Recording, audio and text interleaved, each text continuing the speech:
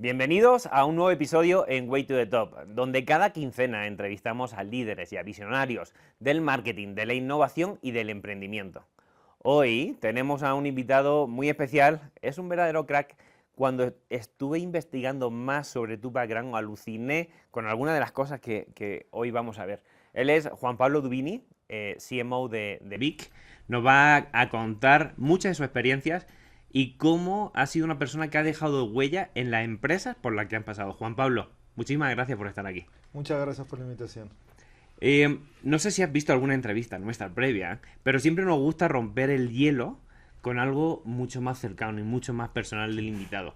Creemos que los hobbies y las pasiones se conectan a cómo lideras las compañías. Y dentro de tus pasiones, estuvimos investigando por ahí que eres una persona que le gusta mucho el deporte y sobre todo la aventura. Hiciste maratones en Miami y en Nueva York, pero también subiste montañas como Aconcagua o el Kilimanjaro. Háblame de eso. Bueno, la verdad que agarraste un punto que para mí como persona me refleja como persona y también refleja cómo yo trabajo, cómo yo lidero. Y esos son dos casos que para mí son icónicos en mi vida, ¿tá? Que reflejan mucho eso. Primero las montañas y después maratón. Y te voy a contar un poco mi experiencia en ambas. El Aconcagua y en New York fueron mi primer pico en la Aconcagua y New York fue mi primer maratón. Y fue el primer pico y mi primer corrida ever. O sea, no había subido ni una montaña de 1000 metros, ni había corrido una corrida de 5 kilómetros antes. Espero que no haya sido en el mismo año. No fue en el mismo año, pero fueron cerquita, ¿está? Bueno, te voy a contar un poco las experiencias de ambas. Maratón. La primera maratón fue en New York, pero la historia comienza un poco antes y habla también de algo que en mí es muy de... Me gustan los desafíos y me gustan los desafíos personales. Me gusta... Yo creo que ahora hay algunas palabras y algunas cosas que están más de moda, pues yo creo que soy un poco adicto a la dopamina, para llamar de una manera. O sea, las primeras experiencias. Mi maratón de New York fue así, o sea... Vivía en Miami en esa época, tenía un grupo de amigos y que salíamos, no sé qué, era bastante joven. Entonces, o sea, mi vida era trabajar y salir y hacíamos un poco de deporte. Y ellos empezaron a entrenar para un maratón. Yo no entrené para ese maratón de Miami, pero yo fui a verlos, o sea, cuando yo llegué y literalmente yo llegué con un trago a las 6 de la mañana de un energético con vodka y me sentí muy mal. Dije, no. O sea, yo acá soy el loser, acá no estoy dentro de la competencia, acá no soy el que está challenging. Y bueno, los acompañé, bueno, no todo obviamente, fue acompañado por algunos puntos, y vi la línea de llegada, y vi cómo ellos llegaron.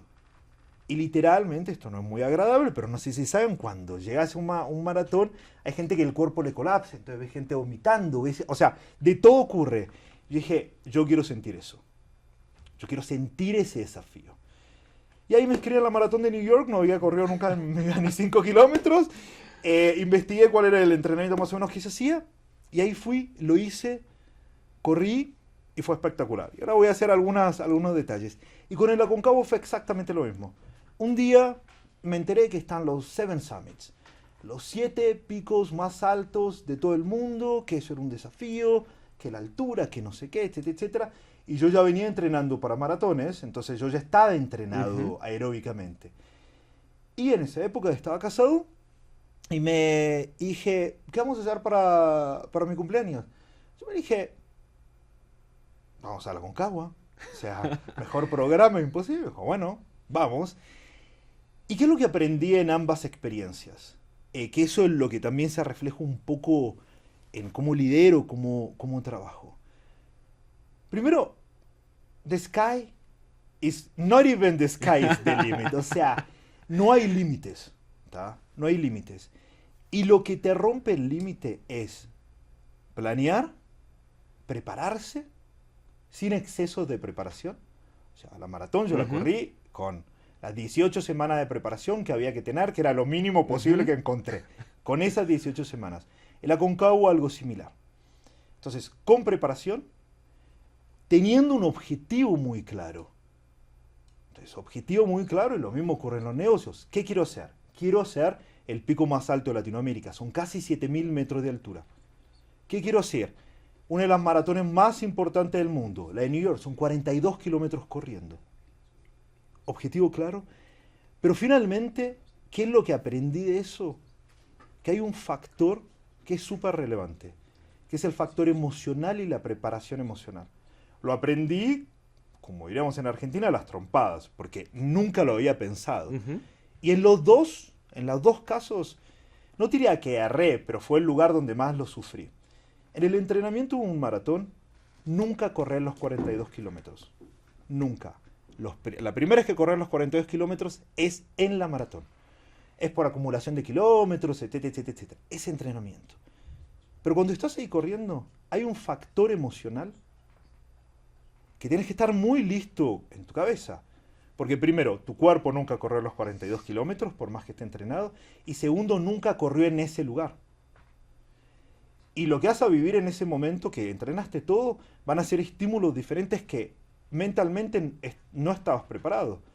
Como por ejemplo, o sea, que en la salida son 60.000 personas, entonces tenés que salir más lento, la gente te empuja, hay un montón de factores. Parecen sencillos, pero eso es un poco lo que ocurre también en la vida real cuando uno emprende, cuando uno tiene negocios.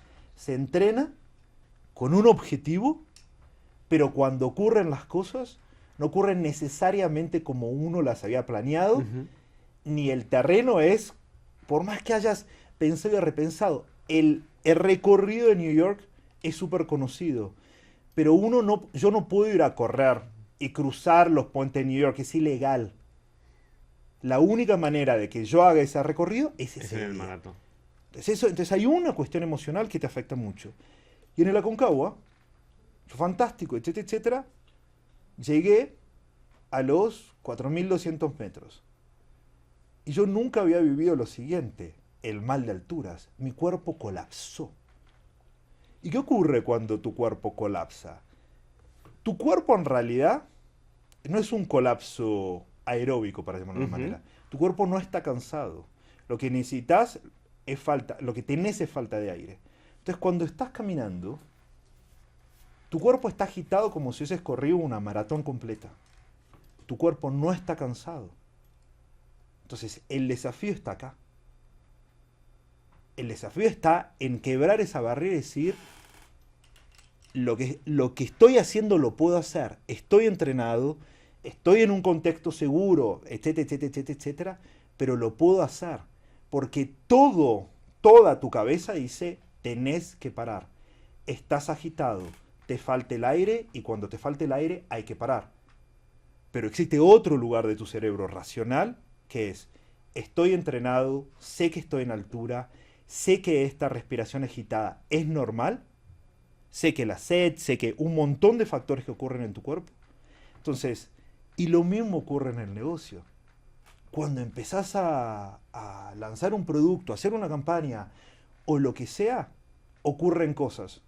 Pero tenés que tener la resiliencia de el objetivo y tenés que tener también la razón por encima también de algunas emociones, decir, es esto, esto, esto y esto que está ocurriendo y tengo que vencer esas emociones, esas otras cosas que ocurren, como en la montaña, que todo te dice, para, pero tu razón dice, no, yo puedo por esto, esto, esto, aquello. O viceversa. Sí. Cuando tenés que parar, porque realmente tenés que parar, te toman la presión y te dicen, macho, tenés que parar, o sea, tenés que descansar. Entonces, eso es para mí una de las cosas... Qué interesante cómo relacionas los retos personales y cómo te planteas objetivos y te preparas para conseguirlos, a cómo lo relacionas con el liderazgo profesional que desarrollas. Eso es súper interesante. Hemos tenido algunos invitados que han compartido alguna historia similar, no haciendo lo mismo, pero que también se llevan al límite a nivel personal y que luego demuestran que el crecimiento vertiginoso que han desarrollado en su rol tiene mucho que ver a cómo entienden la vida. ¿Sí me explico? Sí te explicas y para eso también, o sea, yo siempre tuve la suerte, ¿está? O sea, hay factores que son suerte y otros factores que no, pero tuve la suerte de que yo tuve una carrera muy acelerada que siempre casi tal vez menos de 2 años, o sea, fui cambiando de posición o de país o lo que sea. Y me ocurre exactamente lo mismo con los deportes, pero hay una cosa que es importante en ese proceso, que ocurre lo mismo. O sea, no solamente subí el Aconcagua, después subí el Kilimanjaro, no solamente hice New York, después hice Miami, etcétera, etcétera. Es aprender y después, o sea, mejorar. Mi maratón de New York fue en 4 horas y 16. Ujú. O sea, un tiempo más para el lado de malo que de bueno. Diría malo. ¿Tá? No, las 4 horas siempre dicen que son la meta. ¿No? Sí, pero bueno, o sea, a mí me gustaba la meta que siempre es estar por debajo de las 4.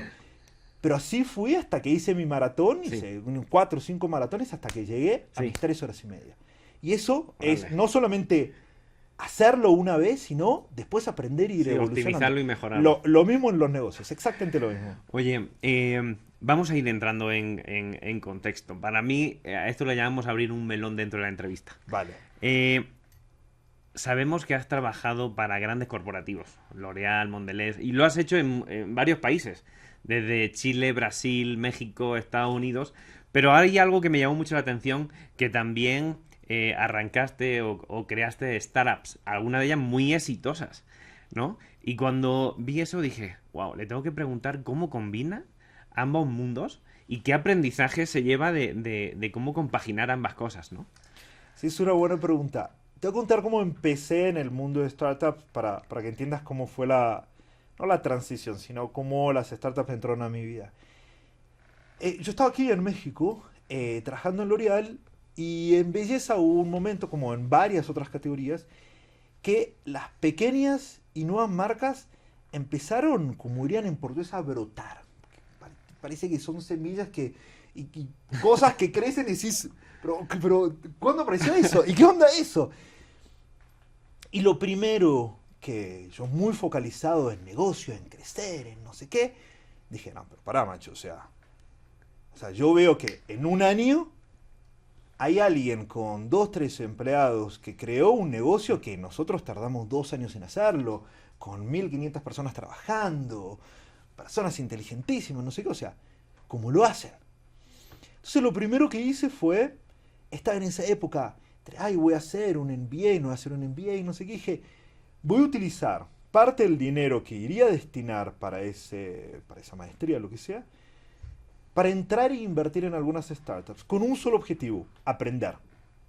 Punto. Eso fue mi proceso de pensamiento. Y empecé a meter en startups, me di cuenta que en realidad no necesitaba ni siquiera invertir, porque ahí fue la primera vez que entendí que había valores de mis competencias que en el mercado eran apreciadas. Entonces, de un día para otro, no de un día para otro, pero después de un tiempo estaba en algunos consejos de startups. Y empezó mi camino entendiendo de cómo, con el objetivo de cómo hacían para tener un proceso mucho más ágil que en la compañía en donde yo trabajaba en ese momento, para traerlo a la compañía. Eso era mi objetivo, punto. Y ahí me empecé a dar cuenta que, primero, era mucho parte del perfil de las personas que estaban trabajando. Y segundo, el tipo de proceso y el tipo de oportunidades y cómo las personas creaban a alta velocidad. Entonces ahí traje muchos de los learnings de lo que hoy se llama Agile, etcétera, etcétera, que en esa época no tenían tantos nombres tan fancy, sinceramente era, no sé, revisar, era un mindset de pensamiento muy emprendedor y que tengo que reconocer que estaba trabajando en L'Oréal y L'Oréal es una compañía, yo soy muy fanático de las culturas de las compañías. Y me gusta, las culturas de las compañías normalmente están correlacionadas, y perdón, voy a hacer un paréntesis, están correlacionadas con el inicio de la compañía.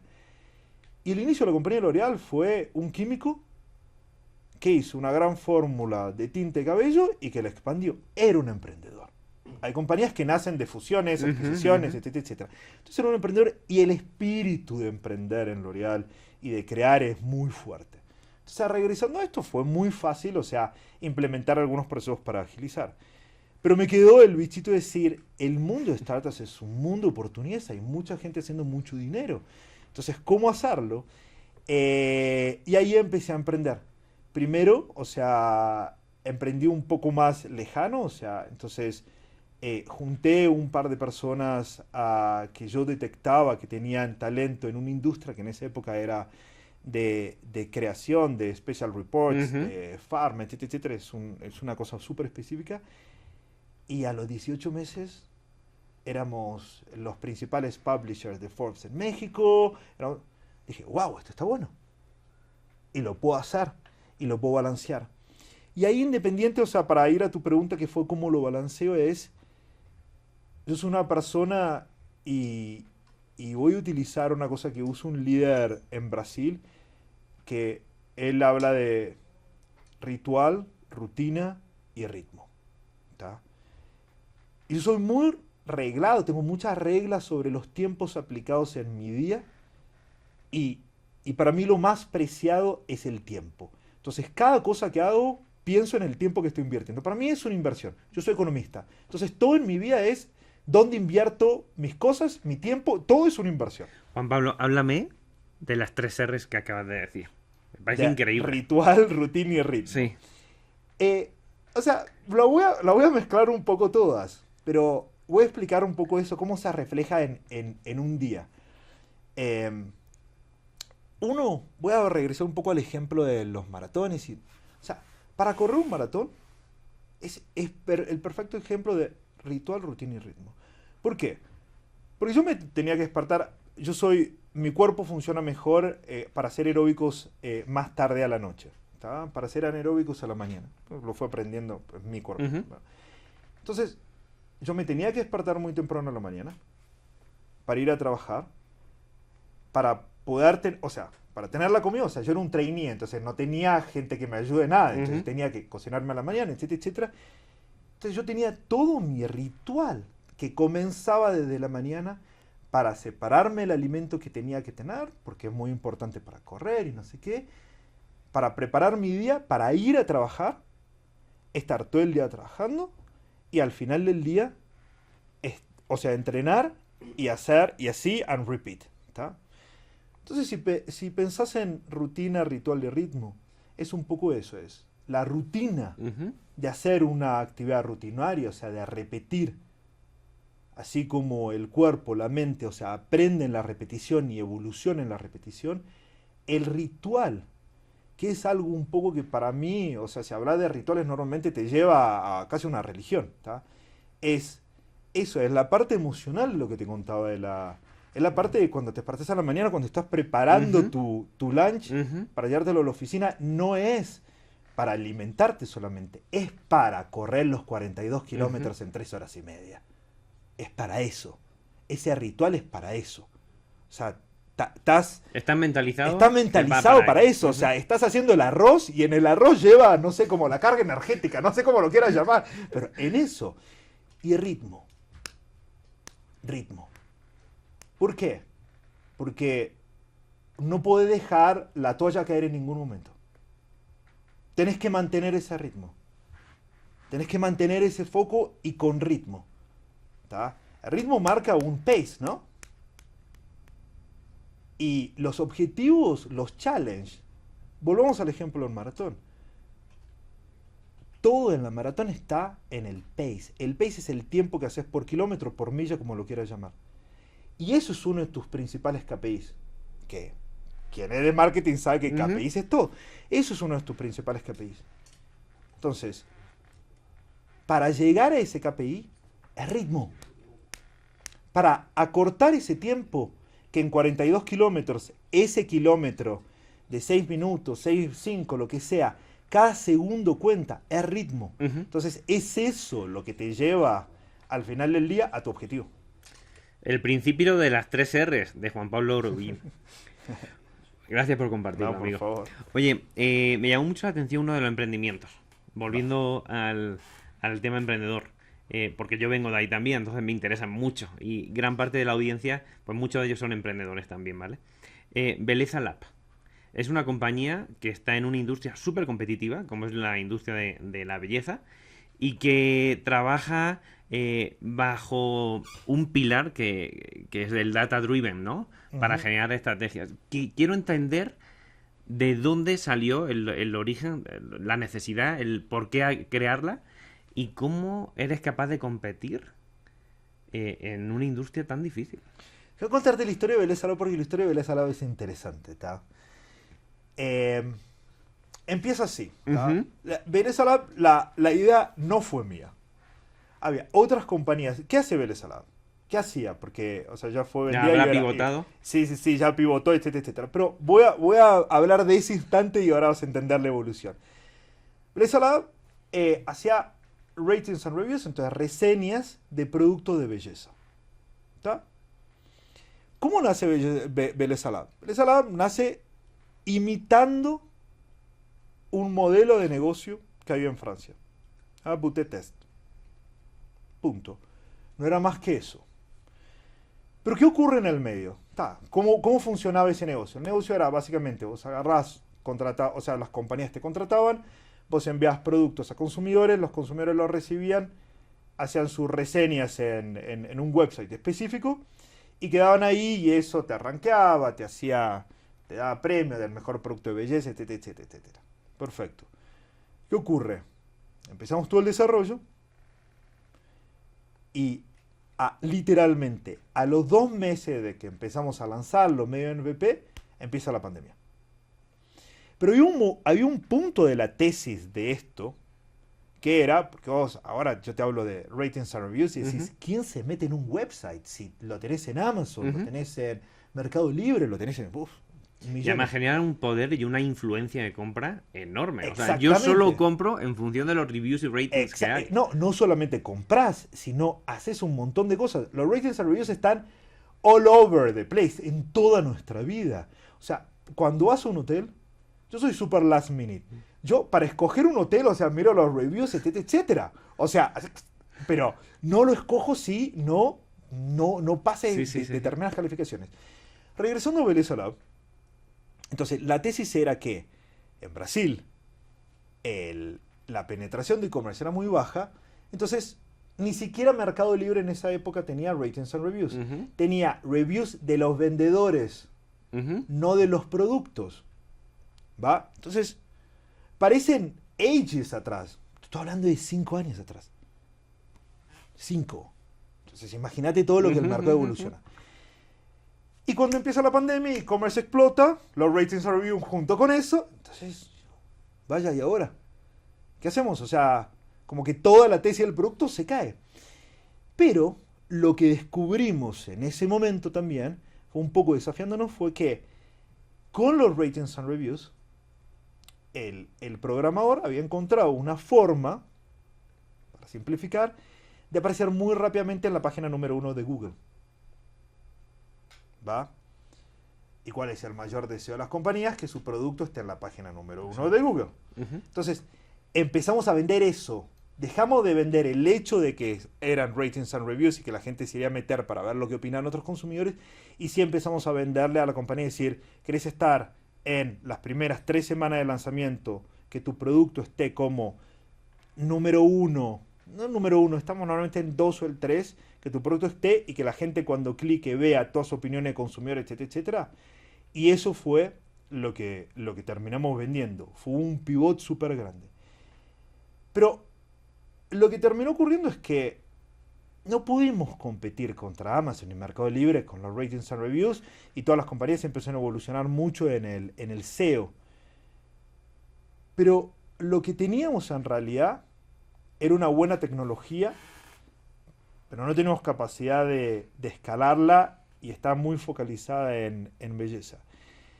¿Y qué es lo que terminamos haciendo? O sea, lo que terminamos haciendo es focalizándonos en la generación de datos, ¿tá? Porque cada persona que dejaba un review, nosotros teníamos literalmente 98 descripciones de la persona. Sabíamos edad, color de piel, género, qué productos usaba, de skincare, maquillaje, cabello, etcétera, etcétera, etcétera. Entonces teníamos la mayor base de datos correlacionada con los productos que ellos usaban y con la opinión de los productos que ellos usaban.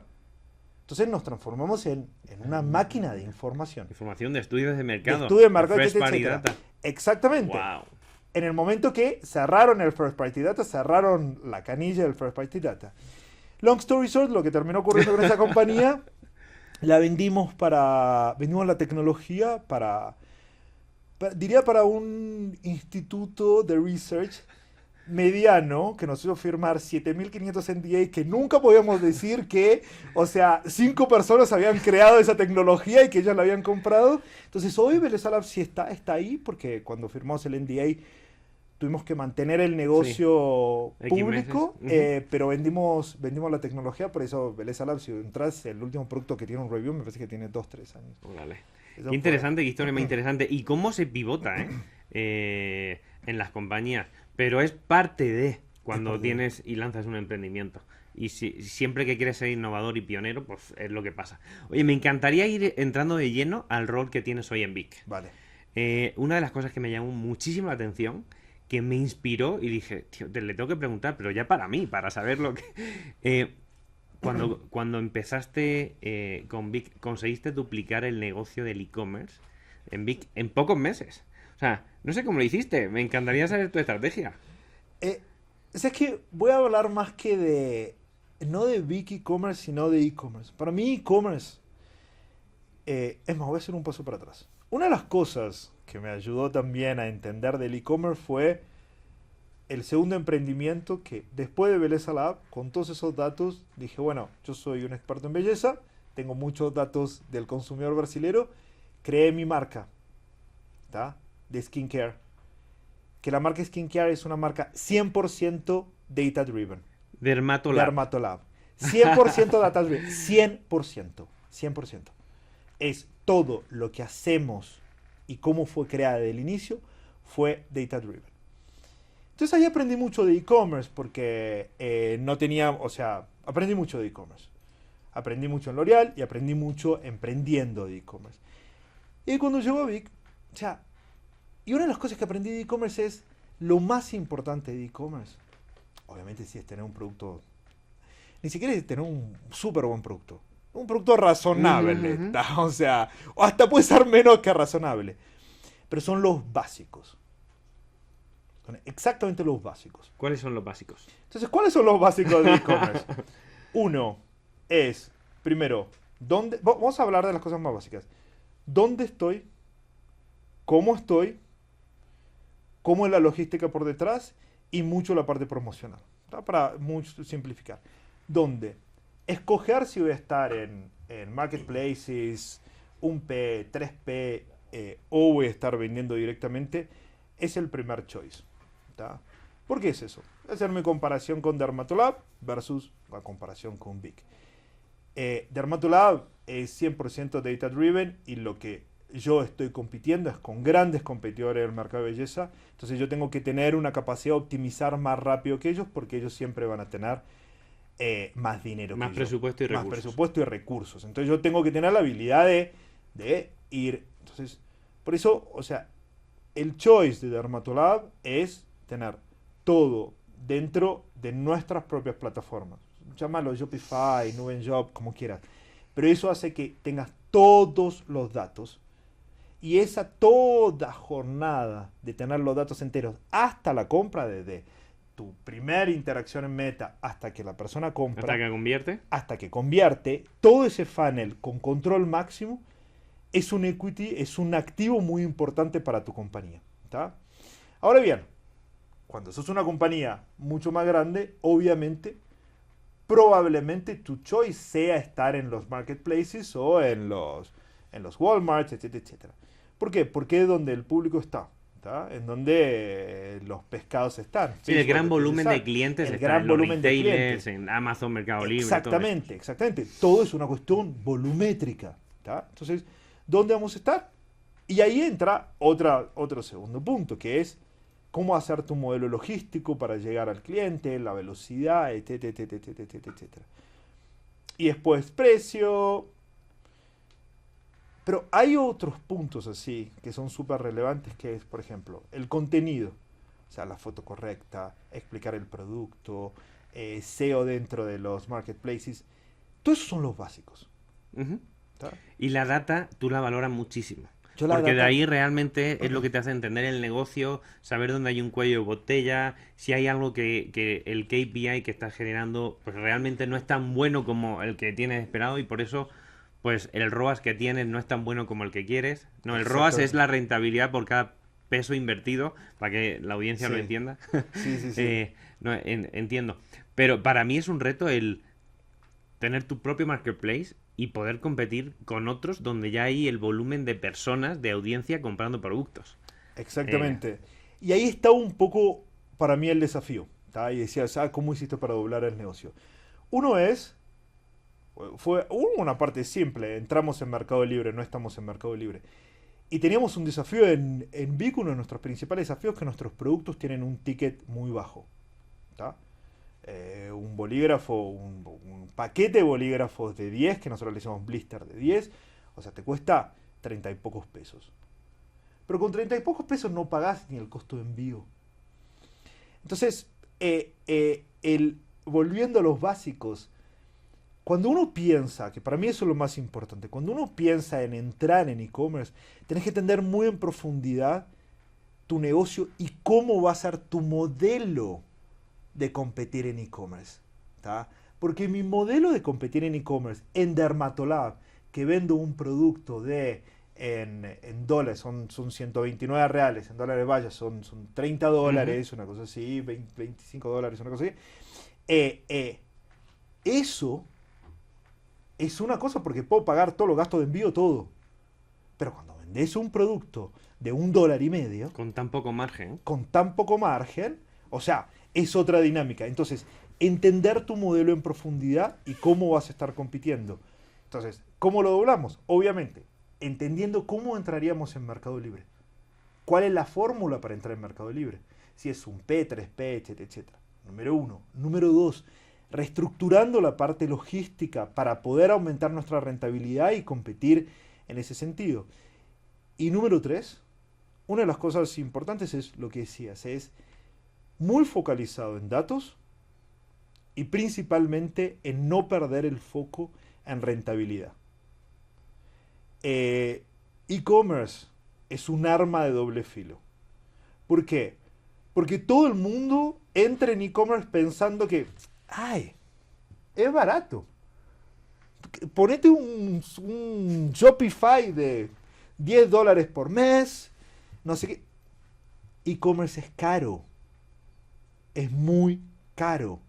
Porque la logística, porque lo que te saca Amazon, lo que te saca Mercado Libre, lo que te saca la tarjeta de crédito, lo que te saca todo el mundo. Todo el mundo saca un poquito. Hasta Shopify saca un poquito.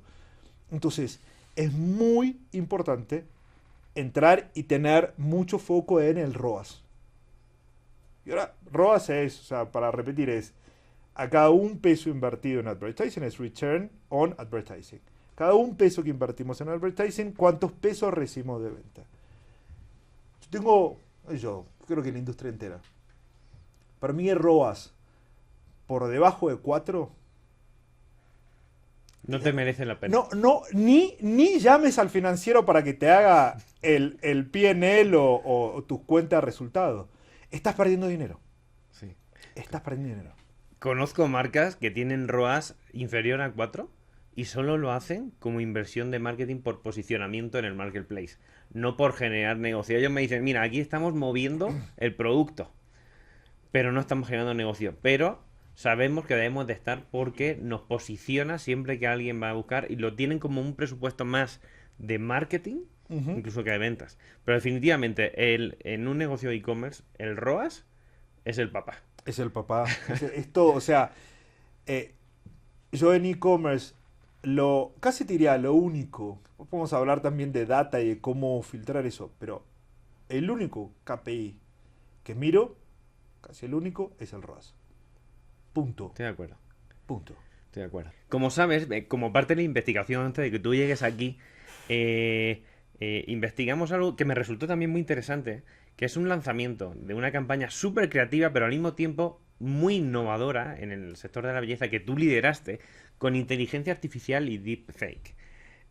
Donde trajiste a personajes históricos mexicanos muy reconocidos como Emiliano Zapata o Pancho Villa como parte de esa estrategia. Me encantaría saber qué hiciste, cómo lo hiciste, porque no tuvo que ser fácil. No, mira, a mí me encantó esa campaña por un simple motivo. ¿Tá? Porque fue literalmente creada a una velocidad, pero así. Te voy a contar la historia. Bueno, en Vic tenemos rasuradores, somos la marca número 2 del mercado, pero bueno, vaya, o sea, nosotros tenemos 15% de participación de mercado y tenemos un amigo azul que es Que no vamos a mencionar. bastante más Mierda. grandecito. Y todo, obviamente, o sea, todos los recursos que nuestra competencia tiene son mucho más grandes en todos los sentidos, en todas partes. Entonces, un poco el desafío era cómo hacer algo diferente sin entrar en lo obvio, lo evidente. ¿Tá? Yo creo que el marketing se diferencia justamente cuando tenés los desafíos. ¿Tá? Cuando no tenés desafíos, normalmente uno es menos creativo. Ujú. Yo estuve en esos lugares, en los lugares de abundancia, uno realmente se entorna menos creativo. Entonces, regresando a esto, fue así, dije, bueno, estamos lanzando un producto, 5 hojas, la mejor tecnología de Vic, pum. ¿Cómo? De ahí, obviamente, ahí, sin ofensa para las agencias, pero las agencias regresaron con el jugador de fútbol, no sé qué, pero era el jugador de fútbol de segunda categoría. O sea, entonces es como, para mí en esos casos es como vos hacer un acknowledge, vos definirte como el inferior del juego. No. Y ahí en el brainstorming de cuáles son las barbas y a quién vamos a rasurar, vino el cliché, el influenciador tal, a la celebridad tal, no sé qué, hasta que fue tan así cuanto en una sala de juntas le preguntamos al ChatGPT cuáles son las barbas y los bigotes, los personajes con barba y bigotes más icónicos de México.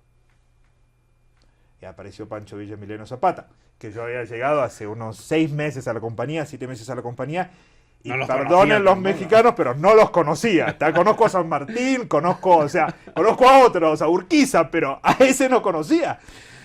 Entonces, o sea, todos, sí, no, que los bigotes, no sé qué, nada. ¿Cómo lo vamos a hacer? Bueno, long story short, y voy a más a los learnings long story short, que terminó ocurriendo, o sea, ahí dijimos, bueno, o sea, está el deepfake, todo, y bueno, uno lee de deepfake, escucha un podcast, no sé quién hizo de deepfake, no sé qué, pero realmente no sabe muy bien de qué va, ¿tá? Ahí, bueno, nos metimos en el tema y salió el rasurado de Emiliano Zapata y Pancho Villa, y con una idea creativa muy interesante porque el centro era una foto muy icónica, que bueno, yo como mexicano no sé, pero es una foto muy icónica en que ellos están en unos sillones, uno apoyado a lo del otro, y esa es como la foto más icónica de ellos. Entonces hicimos como si fuese el día que se están tomando esa foto, pero en el futuro, o sea, de ahora, es un poco una confusión de tiempos, y que se van a tomar esa foto nuevamente, pero necesitaban un look diferente. Entonces era la revolución. Wow. ¿Tá? Y fue lanzado en el Día de la Revolución. Entonces hubo mucha conexión y lo hicimos exactamente en 2 semanas. ¿Cuál para mí fue el learning? ¿Tá? Y eso fue un learning que también fue empezar a bajar y tangibilizar cosas que yo escuchaba sobre la inteligencia artificial, etcétera. Voy a hacer un paréntesis sobre lo que yo creo en la inteligencia artificial y cómo esto fue aplicado en un ejemplo real. Todo lo que es inteligencia artificial, lo que nos viene a traer, vamos a hablar ahora sobre eso, pero principalmente a los marketeros es dejar de lado muchos trabajos rutinarios y de análisis y de tiempo, de research, para focalizar mucho más en lo estratégico, en lo creativo y en el pensamiento crítico. ¿Tá? Y nos devuelve una cosa que es muy importante, que para mí, yo soy el número 1 fanático de la inteligencia artificial y de todo eso, que es el tiempo. ¿Qué es lo que te devuelve? Es el tiempo. Lo que antes tardabas en hacerlo muchos días o muchas horas, cualquiera, estamos hablando de un análisis, lo puedes hacer mucho más rápido. Estamos hablando de una reducción de redacción de un guión, lo puedes hacer mucho más rápido. Lo mismo ocurre en varios pilares. Y este ejemplo, esta campaña, es un ejemplo perfecto para eso. 2 años atrás, ¿cuánto tiempo hubiese demorado en filmar un comercial, editarlo, rotoscopiarlo. Para quien no sabe qué es rotoscopiar, es básicamente, ahora me están filmando, entonces cada cosa son muchos frames. Es decir, bueno, le vamos a cambiar, no sé, le vamos a poner bigotes. Bigote. Entonces, frame a frame, tiene que ponerme bigotes, no sé qué, y eso se llama rotoscopia. Es muy caro y son muchas horas de trabajo. ¿Qué es lo que ocurre con esta campaña? Lo hacemos en 2 semanas, con recursos mucho más bajos y una velocidad mucho más alta. Eso para mí es un ejemplo de cómo utilizar la inteligencia artificial en pro de tu negocio. Y al final del día, cómo dejar de lado todo lo que vaya, podemos decir, rutinario o trabajos más operacionales como es una rotoscopía, acortar el tiempo de hacer cosas que antes eran imposibles hacer. Yo siempre digo, y esta es una frase que a mí me gusta, cómo en México lo utilizan, es el cómo sí. Yo soy una persona muy positiva. Se te nota. O sea, literalmente me irrita, me hace mal la negatividad. Y el cómo sí la inteligencia artificial es la era del cómo sí. Sí. ¿Cómo podemos crear una campaña en 2 semanas? ¿Cómo? Se puede.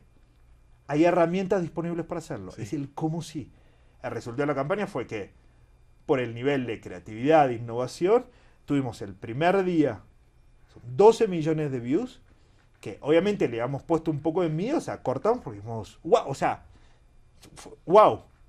Y muchos, y esto abiertamente, decían, no, pero hay muchas críticas diciendo sobre si los personajes históricos, no sé qué.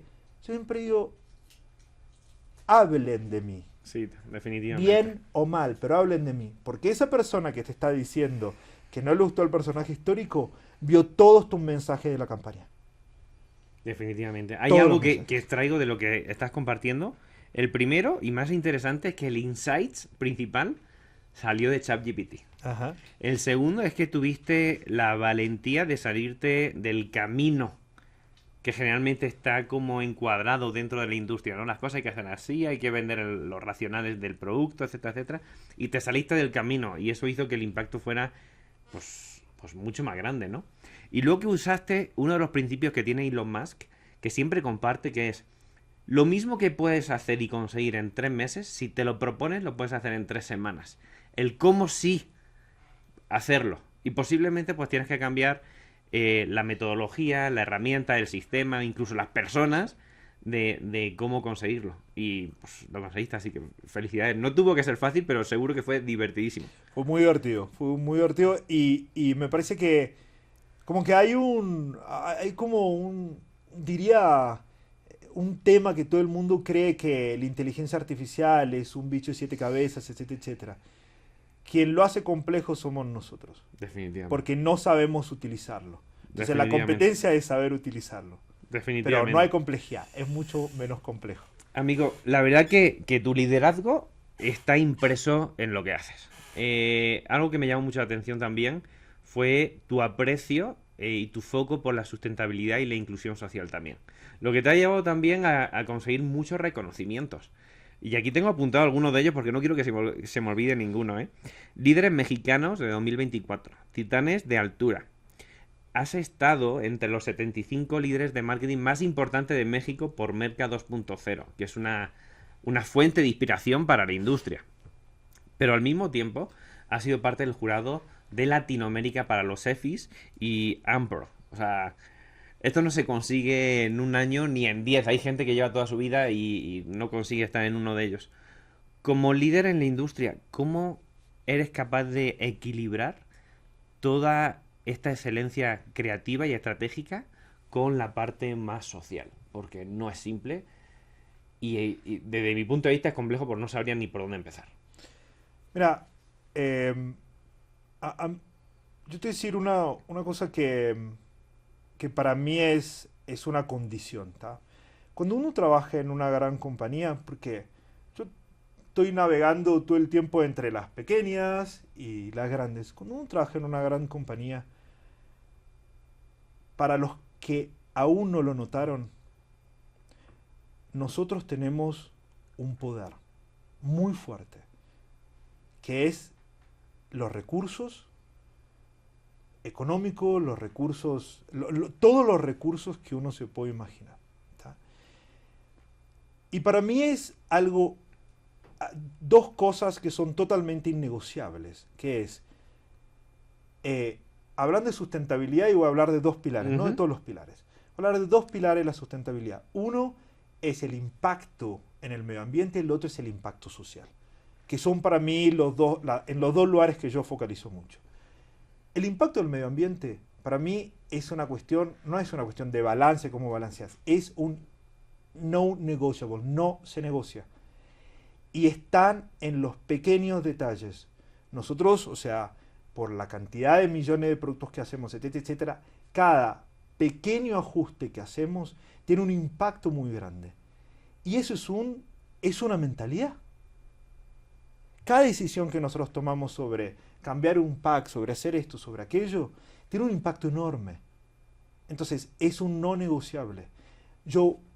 Lo que tenemos que buscar, claro, por otro lado tenemos una presión de traer rentabilidad, etcétera, etcétera, y las cosas sustentables y con menos impresión en el medio ambiente normalmente son más caras o no sé qué. Entonces, yo no pienso en cuánto cuesta esto, que es lo más sustentable. Yo pienso en cómo hacer mi marca más rentable para que eso se pueda pagar. Punto. Es así como lo pienso. Vale. Y del lado de sustentabilidad social es tener muchos recursos para cambiar. Y yo tuve la suerte, ¿tá?, de estar en una marca que eso me impactó mucho. Estar en una marca en Brasil. Fui el director general de una marca que se llama Agnelli en Brasil. Es una marca popular, principalmente de tinte de cabello. Y un proyecto que era pequeño, que yo casi esas cosas que uno se entera por casualidad cuando empieza a trabajar en una marca, que era una pequeña escuela que enseñaba a mujeres a hacer algunas cosas básicas de salón.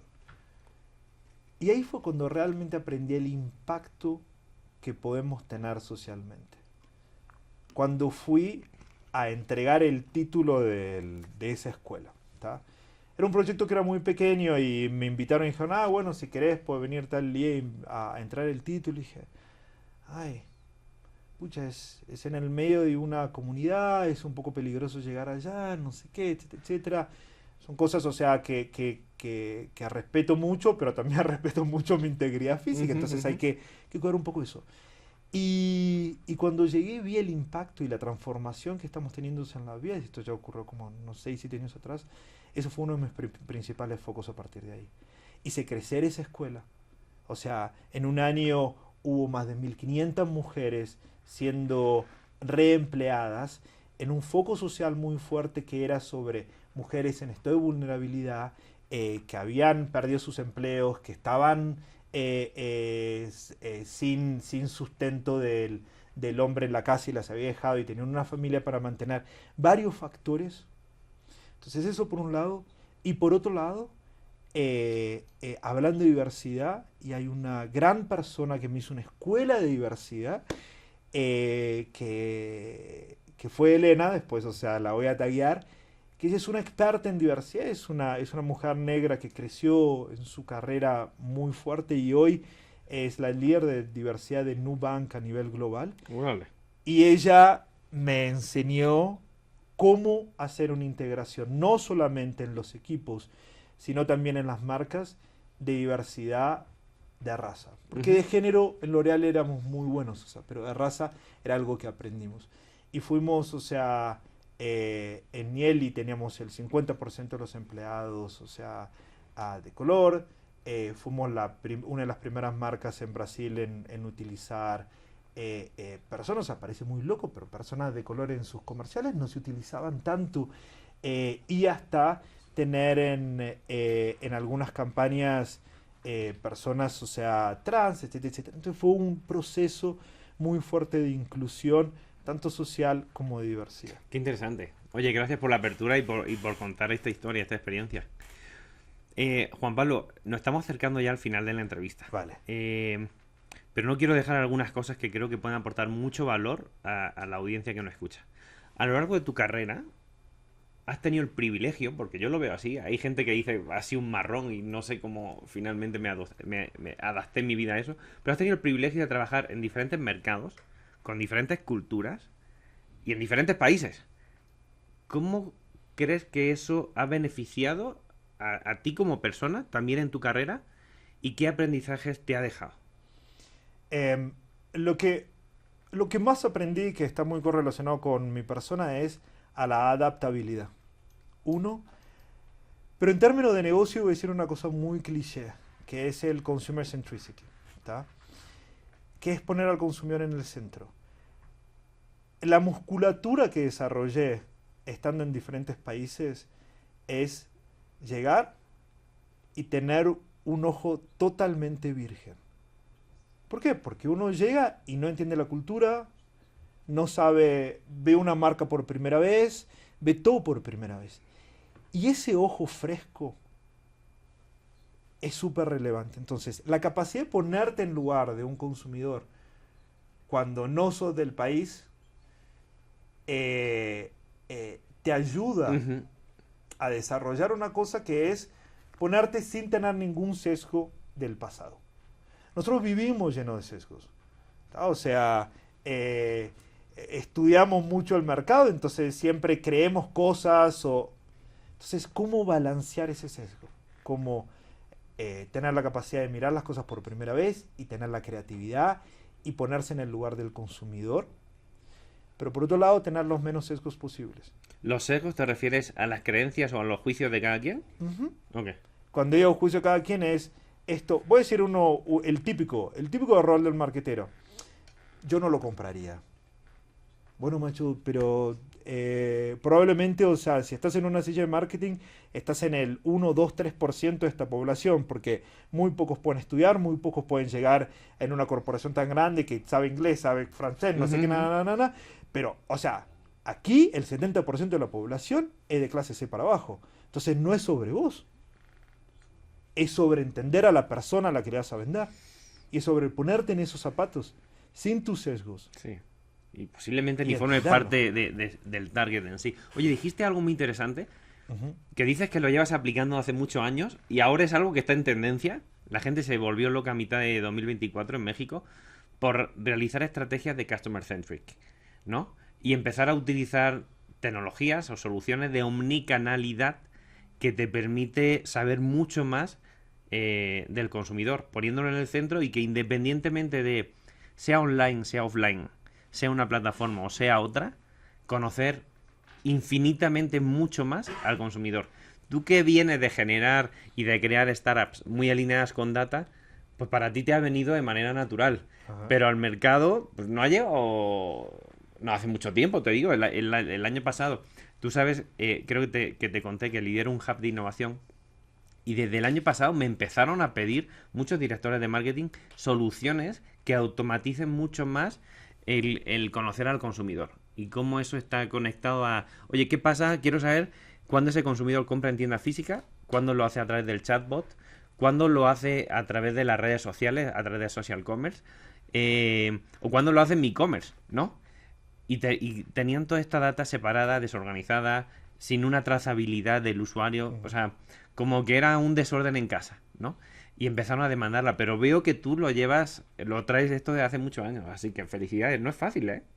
No, no es fácil y yo diría que ¿cuál es, ¿cuál es el foco? Si puedo dar un consejo, ¿cuál es el foco en este momento? Unir los datos y colectar los datos cada día va a ser más fácil, porque el problema era, bueno, capacidad de tecnología, etcétera, etcétera. Y todo eso va a ir aumentando y sigue aumentando y minuto a minuto está aumentando. Pero, ¿qué es lo que yo también me super focalizo? Es en las competencias que nosotros como marqueteros tenemos que tener.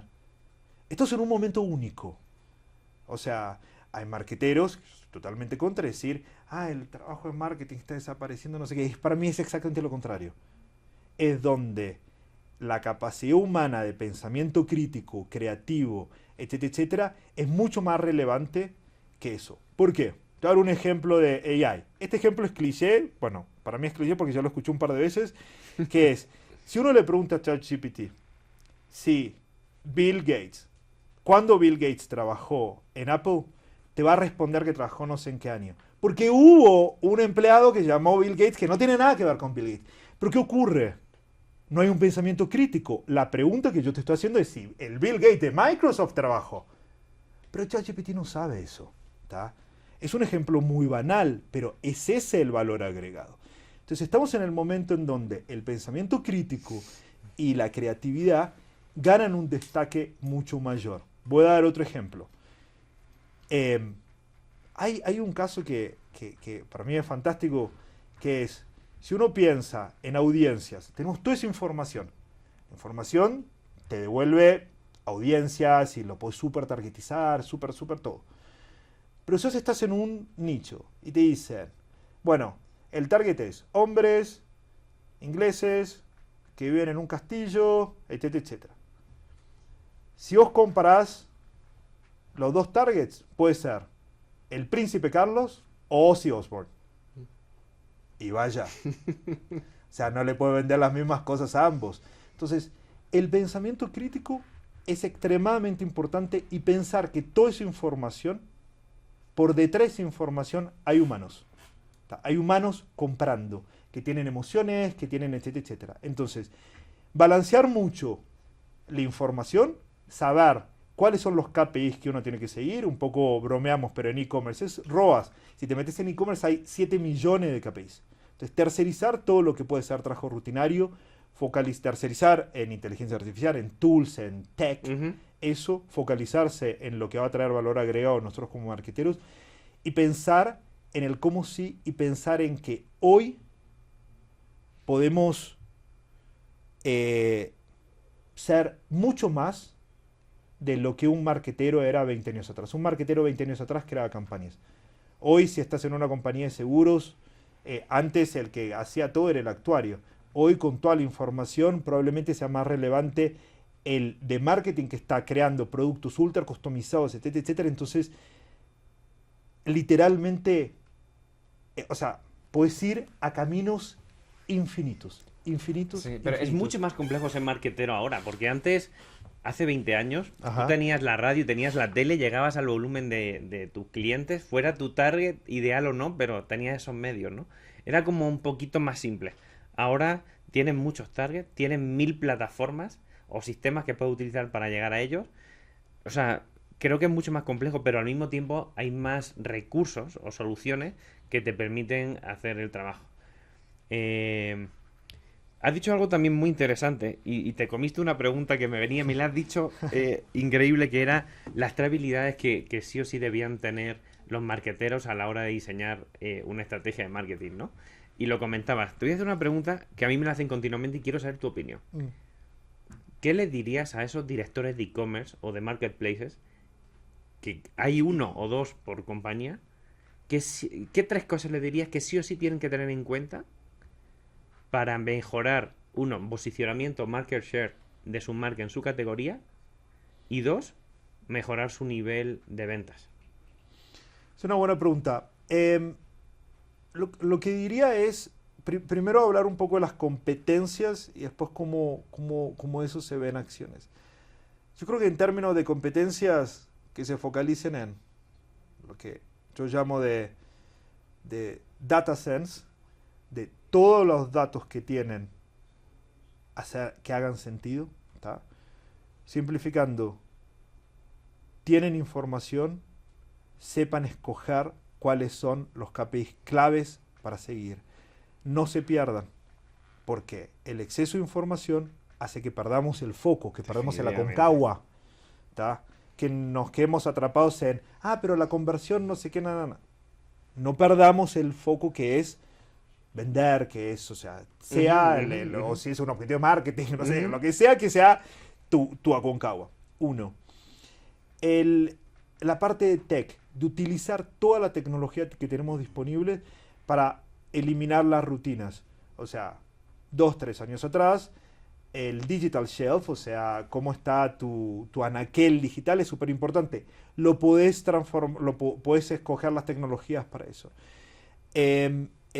Y finalmente, un poco de lo que a mí me gusta mucho hablar de, y en este mundo digital, es fail fast, fail forward.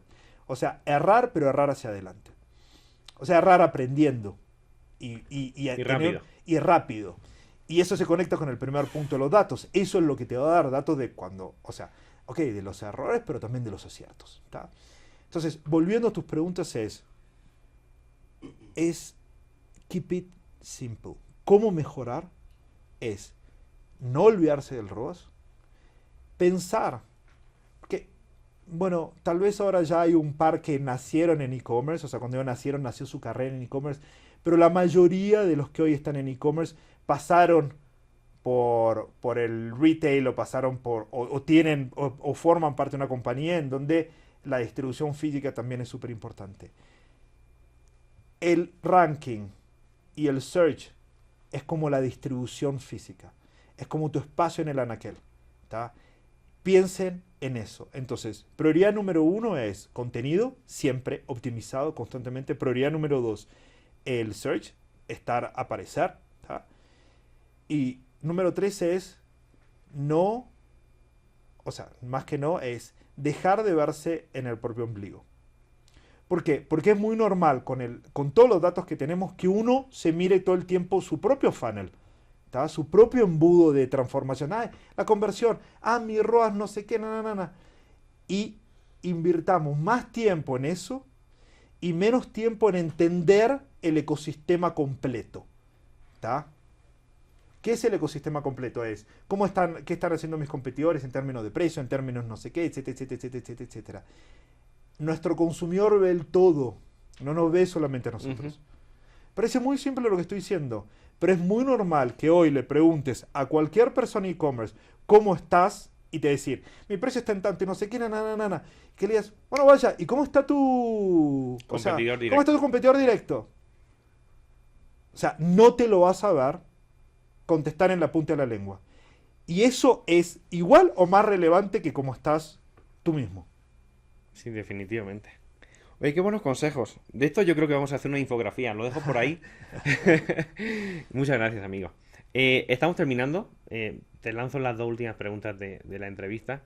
¿Sabes que el futuro nos está llegando muy rápido? Vaya. Los últimos 5 años nos han llegado más tecnologías que de las que somos capaces de adoptar. De hecho, hay segmentos de población que va a ser imposible o inviable que las puedan adoptar mucho. Si entramos al área de marketing, hay muchas que se están adoptando de manera superficial y hay otras que se están incorporando en el proceso, en las metodologías de muchas áreas de marketing o incluso agencias publicitarias. ¿Cuáles son las tendencias de marketing que crees tú, Juan Pablo Dubini, que van a marcar un antes y un después en los próximos 10 años? Voy a decirte lo más que una tendencia. Ahora toda la conversación está centralizada en las tecnologías. ¿Tá? Yo soy una persona, o sea, por ser economista tal vez, o por ser no sé qué, soy una persona muy focalizada en generar negocios. Entonces siempre pienso en cómo generar negocios. Y para mí, o sea, cómo lo veo es cómo de todo esto van a generarse nuevos negocios y nuevos productos. Nosotros somos marketeros. O sea, es sobre generar productos o sobre responder necesidades, sean productos físicos, digitales, lo que sea. Está respondiendo a una necesidad. Y cuando pienso en productos, voy a tratar de ejemplificarlo de esta manera. Si por ejemplo, o sea, voy a hablar de educación, un poco de educación, porque bueno, o sea, bolígrafos, o sea, tenemos cosas, escuelas y esas cosas. Está cambiando la forma que se va a educar a los niños. Entonces, los profesores van a dejar de focalizar solamente en el trabajo rutinario y decir cómo se aprende esto, para focalizar en otras cosas también y decir, bueno, yo tengo más información del alumno, entonces yo sé que este alumno tiene déficit de atención, este alumno tiene esto, tiene aquello, y cómo focalizar y cómo ayudarlo a que esa persona se integre mejor. ¿Tá? Eso es un nuevo producto.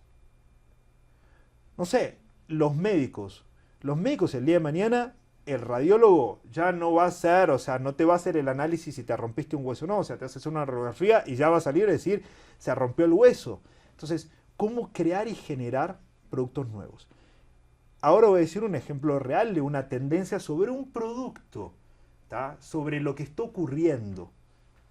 ¿Qué es? O sea, el deepfake va a ir aumentando a una velocidad vertiginosa al punto en que yo tal vez puedo hacer un post en Instagram con cara triste, pero hago así, pum, y le pongo una sonrisa. ¿Qué ocurre? Uno nunca va a saber lo que es real y lo que es mentira. ¿Tá? A tal nivel de que tal vez, o sea, puedo hacer una huella digital para entrar a una casa en una cerradura digital, etcétera, etcétera. Entonces, un producto que está siendo generado es cómo detectar lo que es real y no es real, porque la gente va a querer saber eso. Eso es un producto, eso es una necesidad que va a aparecer. Entonces, volviendo a las tendencias, es entender con toda esta tecnología que está entrando cuáles son las nuevas necesidades que van a aparecer. A un año atrás nadie te hubiese dicho una necesidad que yo tengo es saber si esta foto de Instagram la persona está sonriendo o no. Bueno, va a existir esa necesidad. Entonces, en cada una de las industrias que participamos es cómo entender la necesidad que va a aparecer o el producto nuevo que puedo crear con esta tecnología disponible. Cuando apareció la electricidad, aparecieron las luces y mucha gente perdió su empleo, pero generó mucho más la electricidad de lo que fue perdido para la economía. Estamos en un momento de cambios cuánticos. Entonces, lo que va a generar esto va a ser mucho más de lo que se va a perder. Entonces, focalizarse en eso que se va a generar y en ese producto que va a aparecer o en esa satisfacción o cumplir una necesidad que va a tener el nuevo consumidor. Porque va a ser nuevo. Qué interesante, porque te adelantas al mercado. Tanto Exactamente. es así que muchas veces vas a generar un producto sobre una necesidad que existe, pero que todavía no lo saben. Exactamente. Por eso te digo, o sea, Está increíble. cuando yo, o sea, cuando me puse a pensar en esas cosas, y no es un pensamiento mío, o sea, de varias lecturas, es sí, va a ser cierto, o sea, si yo soy amigo tuyo y yo veo un post en Instagram que vos estás sonriendo, a mí me va a gustar saber si está realmente sonriendo o no está realmente sonriendo. ¿Se entiende? O sea, Está cañón.